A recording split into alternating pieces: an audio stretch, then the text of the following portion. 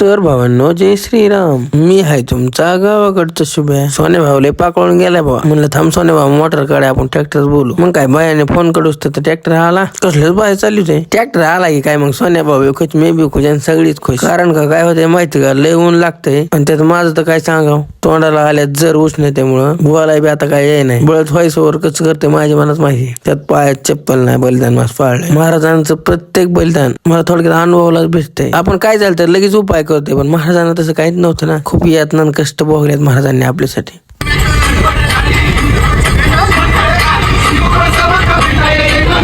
त्यांचं हे बलिदान आपण केव्हाच विसरू शकत नाही. महाराज, फक्त तुमचा विचार माझ्या आचरणात आलं पाहिजेत, बाकी काय हो नाही होतो पुढचा प्रश्न. कोंबे फाटे आलतो इथं केळीची रोप लय भारी भेटतात बरं का. आमच्या सगळ्या भागात इथंच केळीची रोप घेऊन जातात. म्हणतात ना, क्वालिटी आणि क्वांटिटी चांगली होती. बोकतोले लागली होती. चला म्हणलं गोसाव या हॉटेल कच शब्द बोलतो क्वालिटी, पण तो आणलंय बाजलं. रोप घरी उतरवली तर आमच्या अध्यक्ष सोमभाव चालले होते. म्हणजे आले लगेच चालल्यात पुण्याला. त्यांना बाय बाय केलं. अनिकेत भाऊ म्हणला काय घेऊ. त्याला म्हणलं जरा थंड होईन आपलं कोणच घे. हनुमान चालीसा पठण दिवसाचा शेवट. सुधारी बरणव रघुबर मला जसो जो दायक फलचारी.